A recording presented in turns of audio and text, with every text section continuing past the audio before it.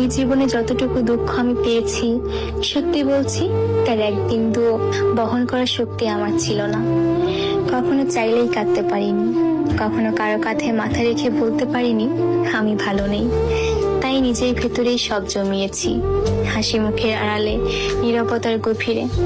মানুষ ভাবে আমি শক্ত, আমি নির্লিপ্ত, আমি সব পারি, অথচ জানে না ভেতরে ভেতরে আমি কতবার ভেঙেছি। একা রাতে বালিশ ভিজিয়েছি, চোখের জল দিয়ে গোপনে যুদ্ধ চালিয়ে গেছি। আমি নিজেকে এতবার জোড়া লাগিয়েছি যে এখন নিজের আসল রূপটাই ভুলে গেছি। কখনো ভেবেছি হয়তো এই দুঃখগুলো সামলে নিতে পারবো, হয়তো সময় ঠিক করে দেবে সবকিছু। কিন্তু বাস্তবতা হলো আমি আয়ত্তের বাইরে দুঃখ ধারণ করতে করতে এখন নিজেই ধ্বংস হয়ে গেছি। এখন মনে হয় আমি আর আমি নেই, আমি কেবল এক ভাঙা মানুষ যার ভেতরে অনেক কথা জমে আছে, কিন্তু শোনার কেউ নেই। সবাই বলে খারাপ সময় সব সময় থাকে না, সময় ভালো হয়ে যাবে, কিন্তু কেউ বোঝে না সময় শুধু ক্ষত তৈরি করে, সেগুলো শুকায় না।